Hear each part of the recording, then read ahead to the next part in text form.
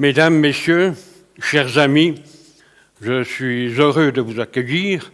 Je vais peut-être commencer par quelques éléments biographiques en relation avec des histoires sur des événements passés. Et comme l'a souligné Marc tout à l'heure, je suis un homme du XXe siècle. J'ai renoncé à une présentation PowerPoint suite à des possibilités de panne électronique, logiciel, et j'ai repris ici un vieux rétroprojecteur. Je suis né dans l'hôpital du Pascar à Bienne, mais je ne m'en rappelle plus. Mais mes parents, mon frère aîné, Gilbert, si présent, tu peux te lever, merci, habitaient Évillars et j'ai passé toute ma prime jeunesse dans ce village. Et je dois dire que c'était une période, nous avons le plaisir de saluer Maître Olivier Steiner. Je souligne qu'au moment du gymnase, il lui arrivait d'entrer en classe avant son professeur de mathématiques, n'est-ce pas ? Ainsi, je ne suis pas un vrai Biennois, mais j'ai passé donc ma prime jeunesse à Évillars et je peux dire que c'était une période relativement heureuse puisque le village nous appartenait. Vu la mobilisation, il n'y avait pratiquement aucune voiture dans les rues, de temps en temps un véhicule d'urgence de l'armée ou quelque chose comme ça. Ce qui importait dans ma tête de petit enfant, ce n'était pas le rationnement, mais les rues où les voitures n'existaient pas. On pouvait s'abattre comme on voulait. Ma mère, Margaret, couturière diplômée, était d'ascendance suisse-allemande. Et mon père, Ernest Robert, mécanicien de formation, marchand de vélo à Bienne. Il était souvent absent, mobilisé durant des mois et des mois jusqu'à la fin de la guerre, et avec mes copains suisses-allemands, à Évillars, mon frère, nous parlions le dialecte. Le dialecte bernois était notre langue maternelle. Mais mon père a dit que ses enfants iraient à l'école française, francophone. C'est ce que nous avons fait. Nous baragouinions déjà un petit peu le français, mais pour nous, c'était le début du bilinguisme, avant qu'on soit à Bienne. Vers la fin de la guerre, il y avait à Macolin, naturellement, pas mal de soldats américains, polonais, qui étaient internés. Alors, ils venaient fréquemment par le village, on pouvait les aborder, et j'ai fait mon début dans le trilinguisme. Enfin, j'avais appris un ou deux mots du genre « How are you chewing gum ?» quoi. Alors, c'était peut-être pas encore très caractéristique. Nous avons aussi inauguré sur les problèmes d'hérédité. Mon père, qui était roman, alors mes deux frères sont devenus plutôt alémaniques. Mon frère tenait plutôt de mon père, moi je tenais de ma mère qui était alémanique et je suis devenu francophone. C'est comme ça dans la vie. Je pense que c'est là que commençait pour moi l'intérêt pour les paradoxes. La place du village à Évillars avait un charme. Il y avait encore un office postal, il y avait une coop en dessous vers le Funy, il y avait une épicerie à côté de l'église, et puis c'était le centre du village. Pour nous, c'était le centre où partaient nos escapades, que ce soit se baigner dans la forêt, dans la fontaine en été, ou bien de faire des descentes à la neigette, la route nationale, en camion qu'on émiettait en une descente ou deux, ou alors en luge jusqu'à Bienne avec mon parrain. Et descendre en luge jusqu'à Bienne signifiait qu'on arrivait à la route de Reuschnet et puis qu'on freinait lentement vers le faubourg du Jura. Donc la météo, ce n'était pas la même que celle qu'on a maintenant. Un autre détail, il me semble que dans ma mémoire, quand on pense au brouillard, le brouillard, il s'arrêtait vers la station du funiculaire d'Évillars. En principe, c'était toujours comme ça. Au-dessus, c'était le soleil. Mais Bienne, alors, était dans le brouillard. Maintenant, Bienne a au moins la chance d'être en dessous du brouillard. C'est ça la différence. Mon premier contact avec Bienne, donc à part l'hôpital du Pascal, et un souvenir dont j'ai gardé en tête une image très forte, remonte au 4 décembre 1944. Là, j'avais dans les 5 ans. Nous nous sommes, toute la famille, rendus à Bienne pour assister à un défilé militaire qui était organisé sous la présidence du général de Gaulle, sous sa présence, pour la démobilisation d'une division d'infanterie. Alors, on est descendu en Funie. C'est la première fois que je me rappelle qu'on est descendu en Funie. Alors, entrer dans ces tunnels, les voir tout sombres et puis le point de lumière en bas, c'est quelque chose qui m'a vraiment un peu fait peur et je me suis rendu compte que je devais encore lutter contre ma timidité, mais aussi quelques frayeurs enfantines comme ça. Alors, à Bienne, je n'ai pas retenu vraiment le défilé, mais la foule intense, il fallait se faire une place, jamais vu ça, et surtout, quand on est arrivé à l'actuelle place Guisan, la hauteur des bâtiments. J'étais absolument persuadé d'être dans un monde inconnu. La Maison du Peuple, l'Hôtel Élite, avec le magasin Cadéras, avec des vitrines qui n'en finissaient pas, j'étais vraiment impressionné. Et quand je suis remonté à Évillard, eh bien, j'ai un souvenir qui est longtemps resté en mémoire, le quartier moderne de Bienne. Quand nous sommes descendus à Bienne, mon père avait eu la possibilité d'acheter une maison qui donnait sur la rue Basse et il avait aussi acheté cette maison pour construire un appendice sur la rue du Canal où il a installé son magasin de vélo. Il était marchand de vélo avec une terrasse. Actuellement, c'est la poissonnerie chez Pinault. Alors nous avons passé toute notre enfance là et il n'y avait pas grand changement par rapport à Évillard parce qu'il n'y avait pas grande circulation automobile non plus. On était donc en 1945, à la fin de la guerre, et nous continuions à nous amuser dans la rue. On étendait un petit peu, évidemment, la géographie. Le terrain de Ville d'Hermette était à disposition des enfants. On se retrouvait par bande et on shootait. Maintenant, il y a malheureusement des bagnoles qui partent. On allait se baigner au Neptune, la plage est venue après, et puis on jouait à la poursuite. En Suisse allemand, on dit ça de Schwab, nicht? Haben wir das gemacht, bis nach Leubringen und nach Beaumont, im Wald umeinander. En hiver, nous nous sommes aussi bien adaptés à cette situation, mais au fur et à mesure qu'on avançait, eh bien, les conditions d'aménagement étaient de plus en plus limitées. Mais encore, dans les années 40 et 50, on pouvait souvent descendre à ski jusqu'à Bienne. Alors on partait de Macolin, on passait par la Combe, les champs de la Maison Blanche, il n'y avait pas encore toutes les villas qui sont installées maintenant, on descendait à la Haut-Flou, on remontait. On le faisait souvent, et le must, évidemment, pour des jeunes fous qui essayaient de s'entraîner à la godille autrichienne à l'époque. On commençait à parler de Tony Seiler, et puis ça nous prenait. On descendait tout droit le long du Funis de Macolin, ça on appelle ça la standard, on slalomait entre les axes, sautait par-dessus les cailloux, puis on faisait peur aux promeneurs. À l'heure actuelle, il y a des fous qui font ça, mais en VTT, parce qu'il n'y a plus de neige. C'est comme ça que les choses tournent. Vous l'aurez deviné, l'essentiel de notre enfance à l'extérieur, à l'air libre.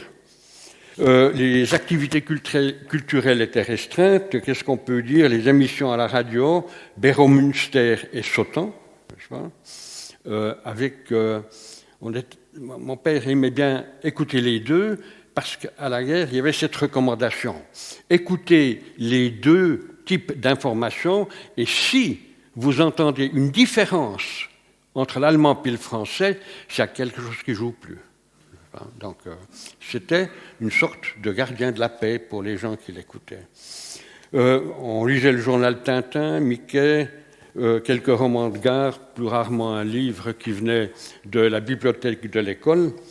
Et à l'âge de 15 ans, je suis devenu, comme j'étais relativement sportif, un membre du club local, le club d'athlétisme, le LAC à Bienne. Alors, nous nous entraînions 2 fois par semaine, le mardi soir, le jeudi soir. Nous avions des compétitions, un week-end sur 2, parfois moins. Et alors, on avait l'impression qu'on sacrifiait beaucoup au sport. J'ai réussi à devenir au 110 mètres plusieurs fois champion suisse universitaire. Mon entraîneur à l'époque, Jean-Pierre Vutriche, en espérait davantage, mais là, il aurait fallu s'entraîner plus professionnellement. À l'heure actuelle, un type qui veut se maintenir en athlétisme, c'est tous les jours, et si possible 2 fois, il faut entraîner la condition, entraîner ensuite la vitesse et puis la technique. Alors ça, je ne l'ai jamais fait. Mais j'ai eu la chance, au club d'athlétisme à Bienne, de rencontrer de futures gloires locales.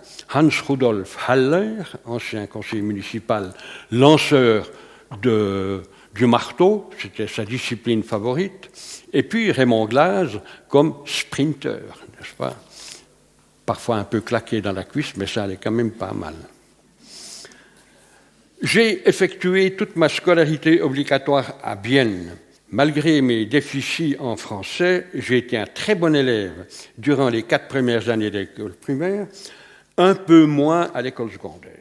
Là, il faut dire que nous avions quelques anciens profs un peu sclérosés, pas tous, heureusement, mais en arithmétique, géométrie, algèbre, on ne parlait pas encore de mathématiques, où j'étais à l'aise, j'ai rarement pu avoir plus de 4, parce que la calligraphie, la ponctuation, l'orthographe comptaient dans les résultats autant que les mathématiques. Alors j'ai trouvé ça un peu lourd, un peu injuste, et puis je me suis dit qu'il y avait quand même d'autres possibilités de faire l'enseignement.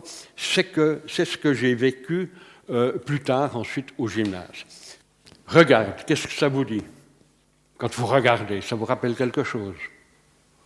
C'est une image, le carré que vous avez là, qu'on a trouvé en Chine 2 siècles avant Jésus-Christ. On l'a retrouvé au XIIe siècle après Jésus-Christ. Un mathématicien indien du nom Bhaskara a utilisé ça. Il a utilisé ça pour démontrer le théorème de Pythagore. Alors, vous voyez ici, vous avez un carré et un carré vert. Alors, si je veux calculer le carré l'aire du grand carré, je dois me dire, je dois tout d'abord connaître l'aire du carré vert, c'est C carré, et ajouter l'aire des 4 triangles que vous avez là. C'est tous les mêmes. Alors, ce sont des triangles qui ont B comme base, A comme hauteur. Vous connaissez la formule 1/2 base fois hauteur. Comme il y en a 4, eh bien, on aura 2AB. Alors, la somme, ça, C carré plus 2AB. Alors, il faut continuer de regarder.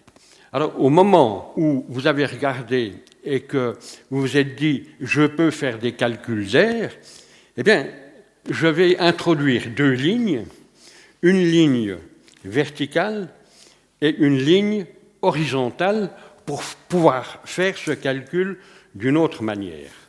Alors, voilà cette autre manière. Vous avez ces lignes qui donnent 2 carrés en rouge.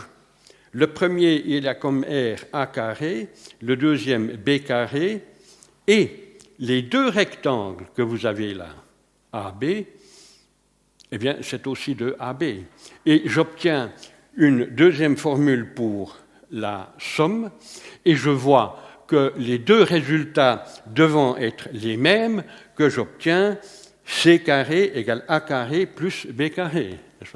Alors, c'est une démonstration qui est extrêmement intuitive, qui est simple, on la regarde, et puis on se dit, eh bien, les mathématiques, c'est quelque chose qui coule de source.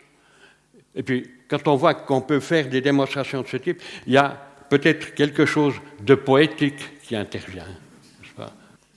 Et puis, effectivement, si on parle de poésie et puis qu'on a obtenu un résultat comme ça, n'est-ce pas? On peut dire que par puissance 2, l'hypoténuse vaut bien à elle seule la somme des carrés des deux cathéters.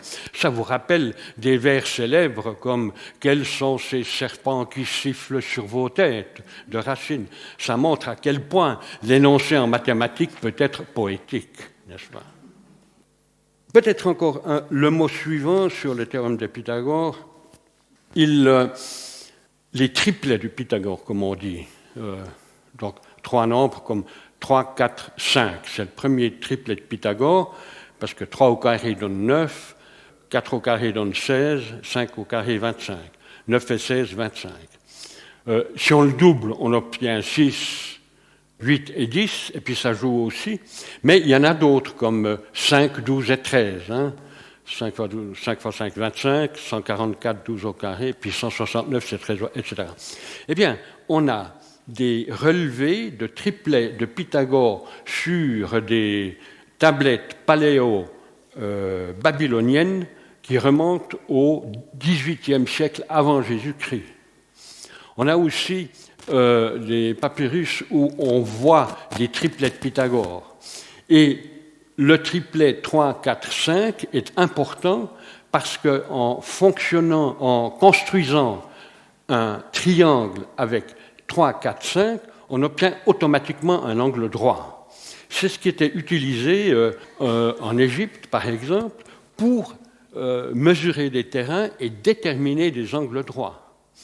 Et le théorème lui-même, eh bien, il remonte à l'Antiquité grecque, et alors il y a eu différentes évolutions, et parmi toutes les démonstrations, ben, c'est celle-là qui me plaît le plus, quoi. Pour vous persuader que les mathématiques sont quand même un peu de la poésie, je vais vous montrer le poème en 2 pierres. Je ne sais pas si vous avez entendu parler de ce poème, qui est fameux. Il se présente sous la forme suivante. Vous avez la longueur du cercle, qui est 2 pierres, n'est-ce pas? Pour obtenir l'aire du disque, eh bien, vous déplacez le 2, et puis vous obtenez pi r carré. Pour obtenir l'aire de l'hémisphère, la calotte, eh bien, vous rajoutez simplement un 2, ça fait 2 pierres carrées, et pour obtenir le cercle, vous rajoutez encore une fois un 2, pour avoir 2 au carré, pi r carré, 4 pi r carré. Et alors, j'ai utilisé la numérotation romaine, n'est-ce pas? 1, 1, 2, 1, 3, 1, 4, 1. 4, 1, c'est donc un poème, n'est-ce pas? C'est comme ça, les mathématiques. Une question qu'on m'avait posée il n'y a pas si longtemps sur le nombre pi, le nombre i. On vient de parler un petit peu de pi. C'est au XVIe siècle que les algébristes italiens, Niccolò Fontana Tartaglia, Jérôme Cardan, Ludovico Ferrari et Raphaël Bombelli, eh bien, essayaient de trouver des formules de résolution pour les équations du 3e et 4e degré. Et ils se sont heurtés à un obstacle. À un moment donné, ils devaient, pour poursuivre le calcul, s'attaquer à des nombres négatifs dont on devait prendre la racine carrée. Alors, vous savez tous, dans l'ensemble des nombres réels, que les carrés sont tous positifs. Alors, ils étaient un petit peu embêtés, et c'est Bombelli le premier qui a l'idée de dire, écoutez, alors, on introduit racine de moins 1, on poursuit les calculs comme si de rien n'était, et parce que ça permettait de progresser, et puis à la fin, on obtenait de nouveaux résultats en nombre réel, et puis on laissait tomber ensuite cette racine de moins 1. C'était donc un artifice de calcul, comme on dit. Alors évidemment, cet artifice de calcul a retenu certains autres mathématiciens, Euler, un Suisse, qui est très célèbre en mathématiques, s'est dit, eh bien, on peut faire quelque chose avec la découverte de ces algébristes italiens, mais alors on va s'y prendre un peu différemment. C'est-à-dire qu'on va considérer une équation x carré plus 1 égale 0. Alors, x carré plus 1 égale 0, ça donne x carré égale moins 1, et puis on dira, eh bien, il y a une solution, cette solution c'est i, et on part de l'idée que i est un nombre dont le carré vaut moins 1. Alors, ça a donné ça. Vous avez ici un axe. Vous placez 0, 1. Alors, vous avez toute une échelle pour les nombres entiers. Vous placez moins 1. Vous avez toute une échelle pour les nombres négatifs. Alors, ensuite, on introduit les nombres fractionnaires, ensuite les nombres réels, les irrationnels, et on sait qu'à chaque point de la droite correspond un nombre réel et un seul. Alors, un mathématicien amateur, Jean-Robert Argan, a eu l'idée suivante: je vais faire une flèche de 0 vers 1, de 0 vers moins 1, me pose la question, que dois-je faire pour que la première flèche recouvre la deuxième? Eh bien, je vais lui faire une rotation de 180 degrés. Une rotation de 180 degrés, en radian, c'est pi radian. Alors, dans ces conditions, si je veux obtenir i, eh bien, je vais me contenter d'une rotation de pi sur 2, c'est-à-dire qu'il a fait cette rotation de pi sur 2, c'est-à-dire 90 degrés. Et de cette façon-là, j'obtiens l'unité imaginaire i. Donc, une rotation de 180 moins 1, qui est justement i carré, la moitié de cette rotation, on obtient le point i. Alors, Carl Friedrich Gauss a dit, dans ces conditions, on va introduire de nouveaux nombres, les nombres complexes, qui ont une partie réelle a et une partie imaginaire bi. C'est-à-dire qu'on va faire une représentation graphique avec un axe où on met tous les nombres réels et un deuxième où on remet tous les nombres réels, mais dont l'unité est imaginaire, i.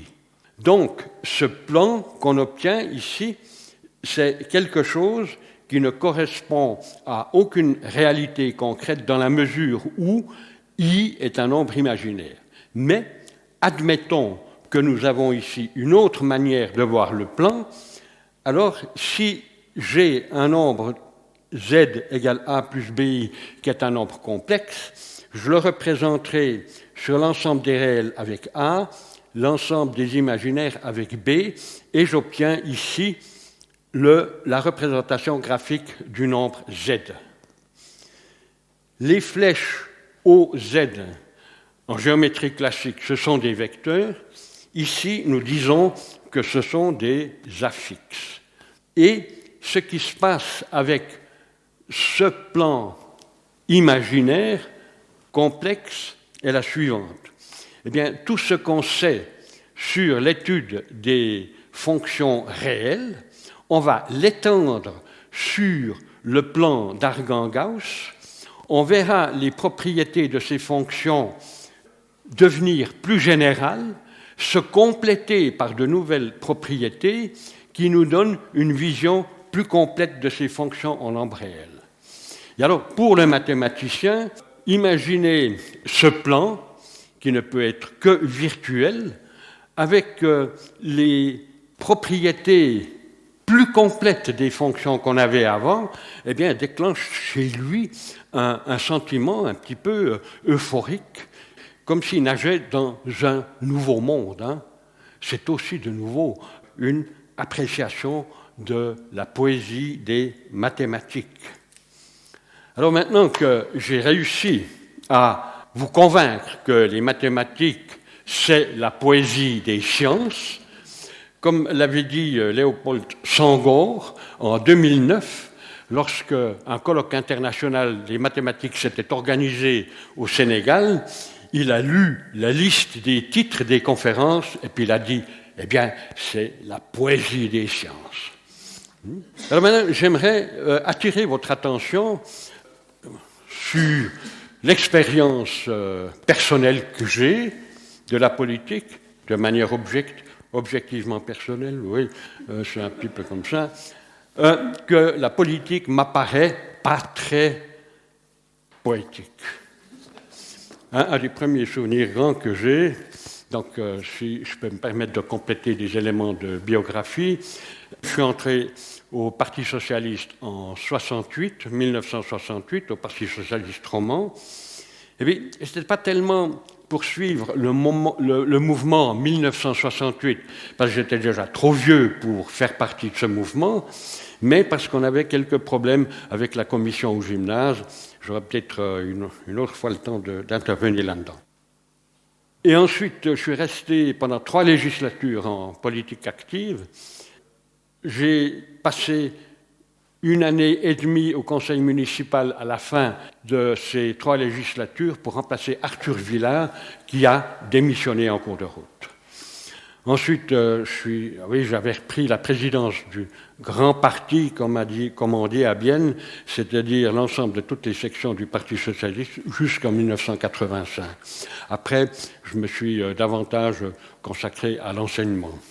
Alors, une des premières choses qu'on avait fait dans les années 70, avec, il y avait Micheline, Claude Merazzi, je crois qu'il y avait aussi Marlise, Raymond Glaz, je ne sais pas si tu étais déjà là, Guy, je ne me rappelle plus exactement.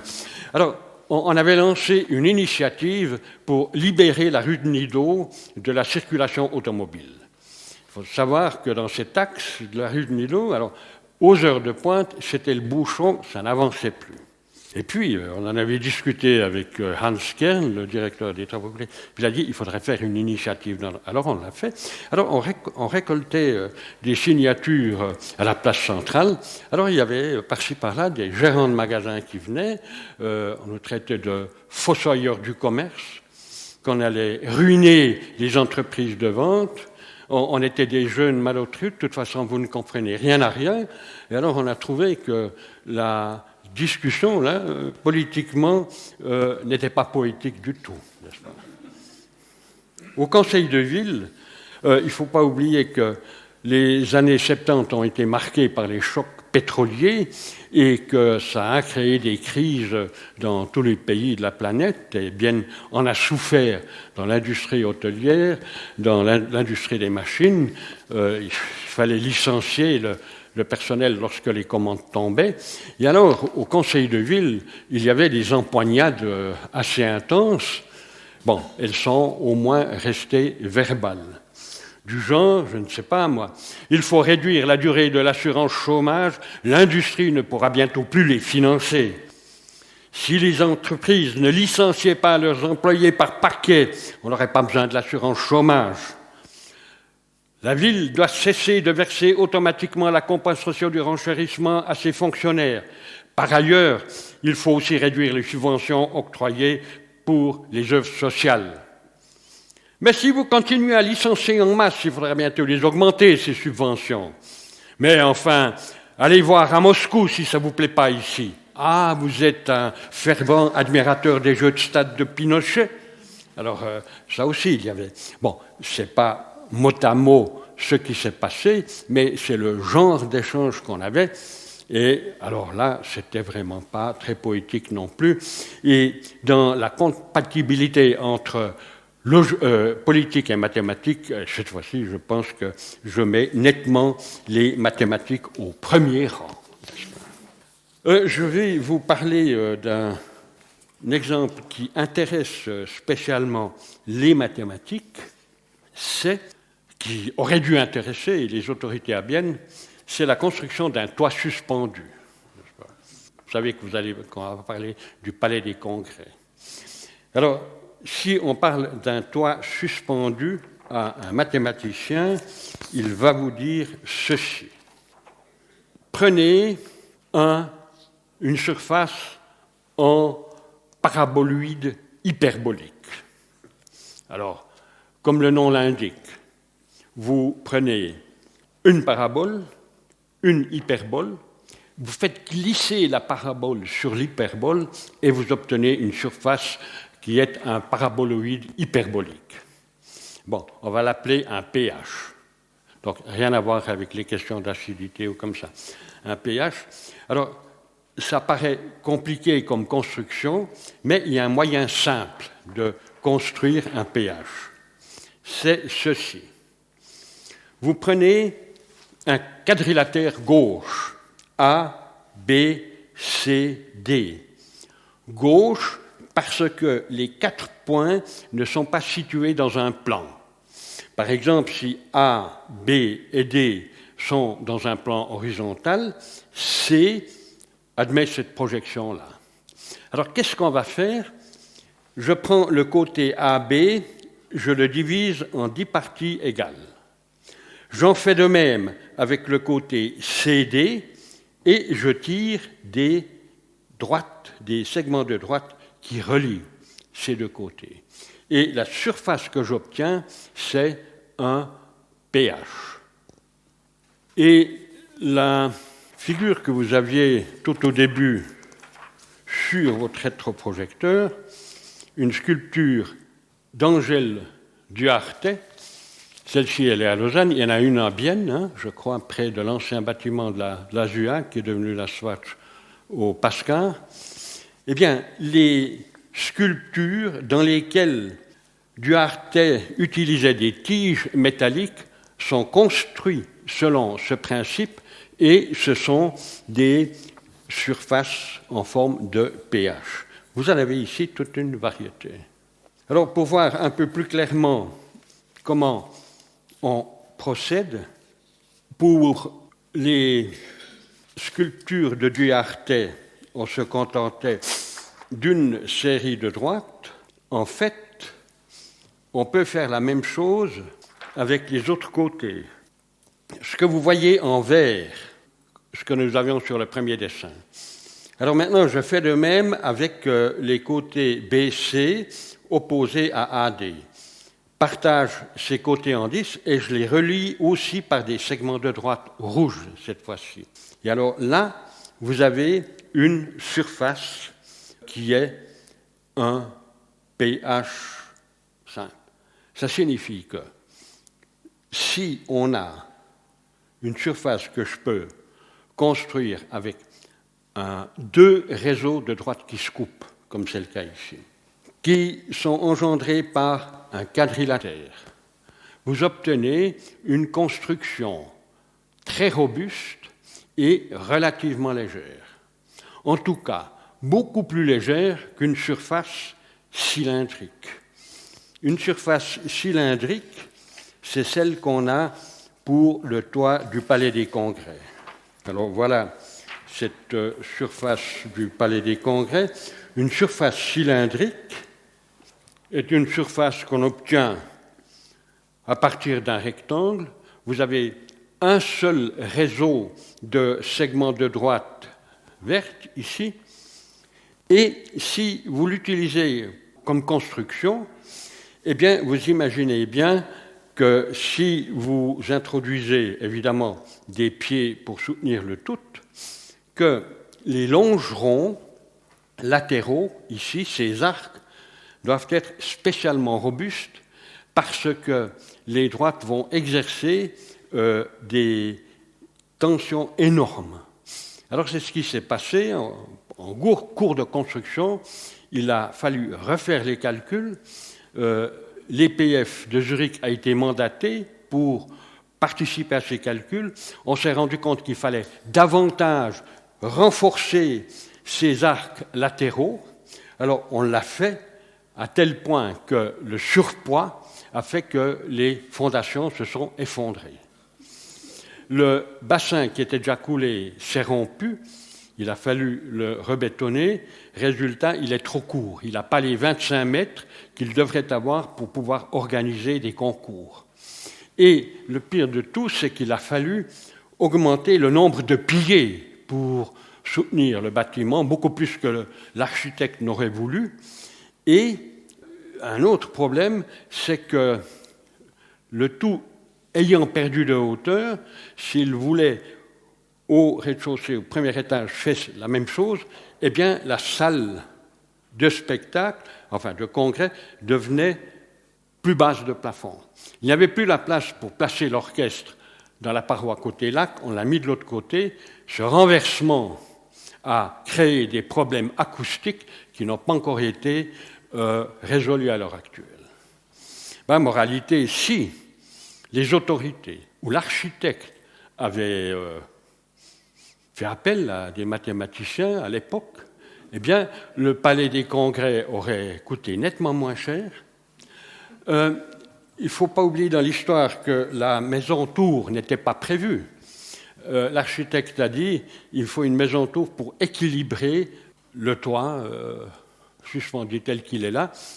Alors, ce qu'on peut faire en agençant des constructions avec plusieurs éléments de pH, de paraboloïdes hyperboliques, on peut obtenir des édifices un peu fous, comme par exemple celui-là, c'est le pavillon Philips qui a été construit pour l'exposition universelle à Bruxelles de 1958.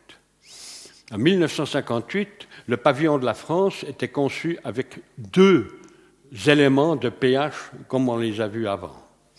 Et puis, il y a d'autres exemples de construction où on utilise effectivement des pH et plus classiques, plus raisonnables. Par exemple, ici, la photo n'est pas très bonne, mais simplement à regarder l'ensemble du bâtiment, vous avez aussi différentes surfaces en pH. On peut faire quelque chose de relativement original, mais pas aussi fou, mettons, que le pavillon de Philips. Et une dernière photo ici pour illustrer ce thème. Construction d'une maison familiale, l'architecte a choisi un toit. Alors vous voyez très bien les réseaux ici des lattes parallèles pour obtenir cette surface. Je vais maintenant revenir sur un petit peu mon parcours. Une fois que je suis entré au gymnase, j'ai eu des profs comme Bruno Kerli en français, comme Luc Monnier en art visuel. J'ai eu Ernst Staël, un maître du gymnase allemand, qui nous enseignait la géométrie descriptive, parce qu'on était trop peu d'élèves en type C au gymnase. On l'a fait ensemble avec les élèves alémaniques. On avait pour la GED une classe bilingue. C'était cette innovation. On a pu réaliser en 98, mais ça c'est encore une autre histoire. Et il nous enseignait dans les 2 langues. Il faisait ça de manière extraordinaire. Il y avait encore d'autres maîtres, par exemple André Horry aussi, qui nous a introduits naturellement aux mathématiques. Et lorsque j'avais fini le gymnase, j'ai fait un stage professionnel aux ateliers CFF à l'époque, à Bienne, qui était spécialisé dans la rénovation des locomotives à vapeur, ce qui m'intéressait beaucoup. J'ai pensé devenir éventuellement ingénieur en aéronautique, peut-être l'architecture. Après l'école de recul, quand j'ai commencé le poly en 60, eh bien, je me suis lancé dans les maths. Et en particulier, j'ai fait l'école polytechnique à Zurich et pas à Lausanne, parce qu'à Lausanne, elle dépendait de l'Uni et elle se créait. Il n'y avait pas le nombre de professeurs qu'on avait à Zurich et surtout pas le nombre de disciplines qui permettaient de se spécialiser. Et à Zurich, j'étais intéressé par les cours de logique du professeur Ernst Specker, cours de logique formels et des cours sur le fondement des mathématiques. Et je commencerai ici par une question. Un prof d'une université américaine avait l'habitude, lorsqu'il accueillait ses élèves dans ses cours de logique, de leur soumettre un problème. Voilà ce problème. Il leur disait, je vous distribue des papiers et je vous donne les 2 énoncés. 1, si Pierre aime Marie, il lui fait un cadeau. 2, Pierre fait un cadeau à Marie. Les deux sont considérés comme vrais. Qu'est-ce qu'on peut en déduire? Je ne sais pas ce que vous en pensez. Alors, c'est ce qu'il recevait comme réponse. Une majorité des jeunes filles disaient Pierre aime Marie, et puis une minorité de garçons disaient non, on ne sait pas très bien, etc. Puis évidemment, ce n'est pas correct, hein, n'est-ce pas? Ce n'est pas correct. Pourquoi? Parce que si on prend dans la logique des propositions, on va d'abord parler du raisonnement correct. L'exigence classique pour un raisonnement correct, c'est, à partir d'une hypothèse vraie, aboutir à une conclusion vraie.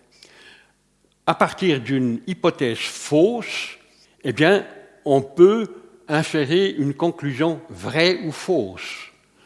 N'est-ce pas? Comme on dit en latin, ex falso quod libet. N'est-ce pas? Du faux, il résulte n'importe quoi. Exemple, si vous prenez l'énoncé moins 2 égale 2, manifestement, il est faux. J'ajoute aux deux membres de l'égalité le nombre 1. On obtient moins 1 égale 3. C'est aussi faux. Donc on a faux, infère faux. Pour une égalité, j'ai le droit de l'élever au carré, les deux membres. Si je l'élève au carré, j'obtiens 4 égale 4. Alors ça, c'est un exemple qui montre que du faux, il peut résulter n'importe quoi. Quelque chose de faux, quelque chose de vrai. Alors, quelles sont les règles principales? Les règles principales qu'on a en logique, c'est le modus ponens, le premier, ici. Oui, c'est l'abréviation. Si on a une implication P implique Q et P, que les deux sont réputés vrais, on peut déduire Q. Alors si on prend le premier exemple, si Pierre aime Marie, P implique Q, Pierre fait un cadeau, c'est Q. Alors on part de la conclusion et on ne peut rien dire. Et ça c'est le modus tollens qui le permet. Si j'ai P implique Q et que j'affirme non Q, je peux déduire non P. Et ce modus tollens, ici, il est basé sur une équivalence logique qu'on appelle la contraposition. La contraposition, c'est-à-dire que P conditionnel Q est équivalent à non Q conditionnel non P. Exemple, si le train arrive, alors les barrières se baissent. Si les barrières ne se baissent pas, le train n'arrive pas. Si tout va bien dans la société, je exclus les accidents. D'ailleurs, en ce qui concerne la contraposition, eh bien, je vais peut-être vous donner cette anecdote maintenant, avant de venir au reste, pour dire que lorsque j'ai enseigné les maths au gymnase à partir de 1965 et que j'ai fini comme recteur les 11 années et demie qui finissaient, eh bien, j'ai toujours introduit des cours d'introduction à la logique à mes élèves parce qu'il me semble que c'est quelque chose que toute honnête femme et honnête homme dans nos sociétés doit avoir. Alors ici, pour illustrer cet exemple, je vous raconte l'histoire suivante. Vous vous rappelez qu'au 1er septembre 1983, un Boeing de la Korean Airlines reliant New York à Séoul est abattu par un avion de chasse soviétique. Donc, l'avion avait dévié de sa route. Les Américains disaient c'est un incident, les Russes disaient c'est un espionnage de la CIA. Bon. Alors, il y a eu une situation assez tendue entre les deux blocs. Une vingtaine de jours après, Stanislas Petrov, un lieutenant-colonel des forces aériennes soviétiques en poste dans son bunker dans le village de Korilovo, non loin de Moscou, assume sa tâche de surveillance des alertes. Dans la nuit du 25 au 26 septembre, le système électronique lui signale la détection de 5 missiles américains en direction de son pays. Avec une drôle de sensation dans le ventre, a-t-il raconté après coup, plusieurs années après coup, donc lorsque les archives avaient été libérées à Moscou, bien après l'implosion de l'Union soviétique, il a dit avec une sensation dans le ventre, il a précisé, il a raisonné de la façon suivante. Si les États-Unis déclenchent la guerre, alors ils nous attaqueront de manière massive. Il y a 5 missiles, ils ne nous attaquent pas de manière massive, donc les États-Unis ne déclenchent pas la guerre. Alors il n'a pas donné l'alerte. On peut imaginer s'il avait donné l'alerte, eh bien, un mouvement serait mis automatiquement en marche et on ne sait pas si on aurait pu l'arrêter.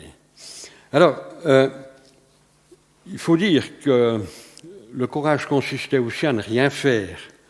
Et souvent, rien faire peut arranger les choses, n'est-ce pas, disons, comme moi de cette histoire. Mais ce n'est pas la moralité de l'affaire. Il est intéressant de savoir que Petrov n'avait pas été formé dans une académie militaire, mais dans le civil, contrairement à ses collègues. Cela l'a peut-être aidé à prendre cette décision de ne rien faire. Contrairement à un collègue qui aurait dit, cette fois-ci, il faut que je mette le paquet pour que ça sorte une fois pour de bon, quoi.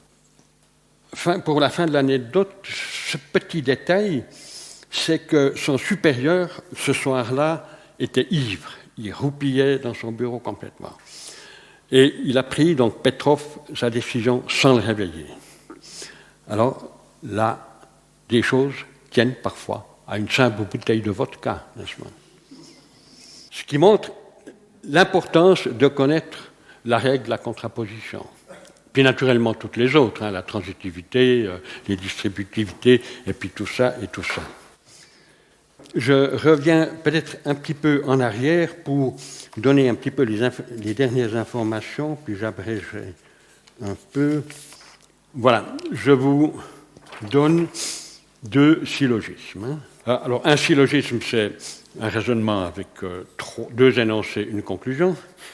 Ça, c'est des barbaras, c'est un type de syllogisme où la syntaxe est correcte. Alors ici, vous avez « Tous les hommes sont mortels »,« Socrate est un homme », ce sont les prémices. Conclusion, Socrate est mortel. Alors vous avez ici aussi un autre exemple. « Tout ce qui est rare est cher ».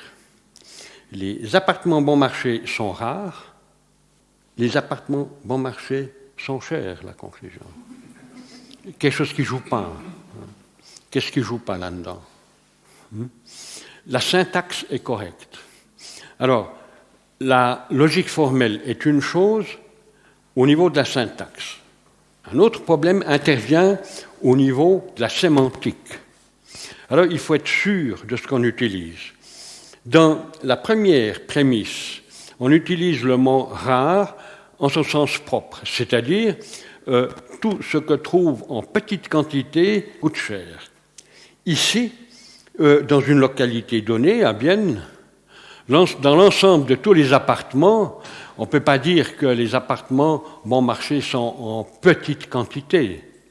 Alors ici, étant entendu que je dis que les appartements bon marché sont chers, je le dis à quelqu'un, tout le monde comprendra, eh bien ce sont les appartements bon marché qui font partie de l'offre, c'est-à-dire qui sont libres.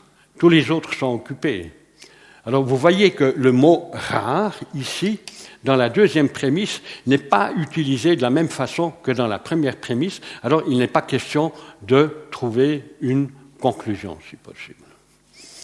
Alors ce qui nous amène justement à ça ici, vous avez ces énoncés. Qu'est-ce que vous pensez de ces énoncés ? Les deux ont la valeur vraie, hein ? C'est quand même inadmissible, parce que ceci est la négation de ça. Alors, vous avez l'énoncé, la phrase que vous lisez comporte 8 mots, c'est vrai. Vous prenez la négation, la phrase que vous lisez ne comporte pas 8 mots, et c'est vrai aussi. Alors, en logique, c'est tout à fait inadmissible. On ne peut pas admettre des énoncés qui sont à la fois vrais et faux. Ça, ce sont des contradictions, des antinomies. Et la logique formelle ne s'occupe que des énoncés à qui on peut attribuer l'une des deux valeurs de vérité, soit vrai, soit faux. Sinon, évidemment, on ne peut rien faire de très correct. On parle aussi beaucoup des problèmes de paradoxe en logique. Un paradoxe, comme le nom l'indique, quelque chose qui s'oppose à la doxa. La doxa, c'est l'opinion générale dans une société. Alors, un paradoxe peut être une contradiction, mais il peut aussi ne pas être une contradiction, mais simplement une question où on met le doigt sur un problème. Et le paradoxe de la flèche de Zénon est justement un de ces paradoxes. Zénon a dit, eh bien, on a ici l'archer, là la cible. On tire, et puis on entend « poc ». Alors la flèche atteint la... Ou bien « ah » si c'est un esclave. Hein. Alors, on sait, et Zénon savait qu'on atteint la cible. Alors il raisonnait comme ça. Pour faire la moitié du trajet, il met le temps t. Ensuite, il doit encore faire la moitié de ce qui reste. Il mettra le temps t sur 2. Il mettra encore, pour la moitié qui reste, t sur 4, t sur 8, etc. Alors, Zénon disait, on en arrive à la situation où on va faire une somme où nous avons une infinité de termes. Une telle somme ne peut donner qu'une valeur infinie. Alors, en Grèce, ça a donné lieu à pas mal de discussions. Certains disaient que c'était un sophisme, une contradiction. C'est pas vrai. C'est une interrogation, premièrement, contre les pythagoriciens qui disaient que le mouvement, c'est une succession d'immobilités. Alors, il montre que c'est stupide de dire ça. Il s'attaque aussi au problème de la notion d'infini. Et les Grecs n'admettaient pas l'infini actuel. Nous, en mathématiques, avec l'introduction du calcul différentiel, lorsque nous avons une somme qui contient un nombre infini de termes, ce qu'on appelle une série, elle peut avoir un résultat infini, mais elle peut aussi, suivant les conditions, avoir un résultat fini, on dira qu'elle converge. Eh bien, cette somme, 1 plus 1 demi, plus 1 quart, plus 1 huitième, on peut démontrer que la somme est 2. Géométriquement, on le voit d'ailleurs clairement, n'est-ce pas? Alors, un paradoxe, ce n'est pas toujours une contradiction. Le paradoxe de Russell, et le paradoxe de Russell, c'est Russell lui-même qui l'a dit. Pour bien comprendre le paradoxe, eh bien, on peut commencer par le paradoxe du barbier. Alors, vous avez dans un village, la population masculine, elle est en 2 catégories distinctes. Soit on a les hommes qui se rasent eux-mêmes, soit on a les hommes qui se rasent par le barbier. Alors, le barbier, on le met dans quelle catégorie? Alors, s'il se rase lui-même, ben, il se fait raser par le barbier, c'est interdit. Alors, il ne se rase pas lui-même, mais alors il se fait raser par le barbier. Donc, le barbier ne peut pas exister dans ce village. Alors, c'est la transcription d'un paradoxe qui a donné lieu à passablement de discussions en logique formelle, celui de Russell. On peut considérer des ensembles qui sont leurs propres éléments. Prenons par exemple l'ensemble des choses abstraites. Alors, cet ensemble des choses abstraites est lui-même abstrait. Il peut se contenir comme élément. Mais en règle générale, on préfère la notion d'ensemble qui ne se contiennent pas comme élément. Alors, Russell s'est posé la question, l'ensemble de tous ces ensembles qui ne se contiennent pas comme éléments, eh bien, l'ensemble lui-même fait-il partie de cet ensemble? S'il fait partie de cet ensemble, il se contient comme élément et puis il ne peut pas en faire partie.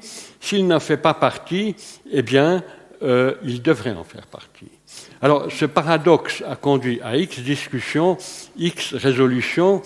Ensuite, dans la logique, il y a eu le problème de Kurt Gödel, mais je vais simplement dire que certains disent qu'ils montraient que c'était la fin de la logique. En fait, le théorème de Gödel montrait certaines limites à ne pas franchir.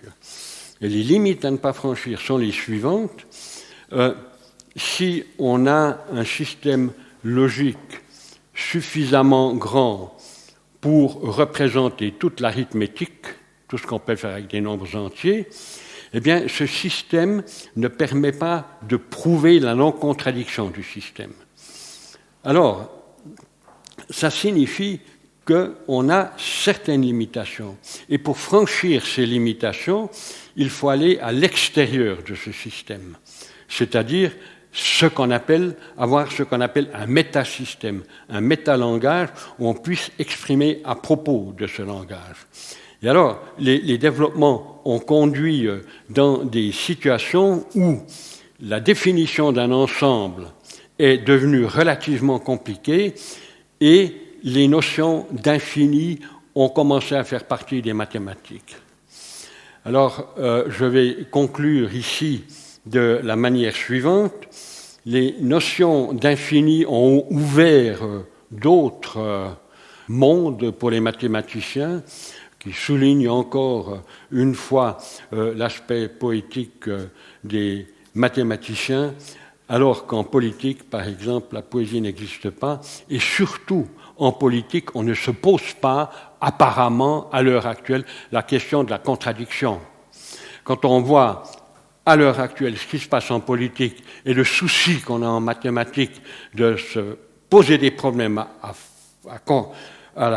propos de la contradiction, alors à l'heure actuelle, les fake news, la propagande qui a commencé pendant la Première Guerre mondiale, règne en maître, puis avec des personnalités comme Trump, Erdogan, Orban, etc., on ne sait pas où on va. Et là, on peut déclarer une incompatibilité totale entre mathématiques et politique.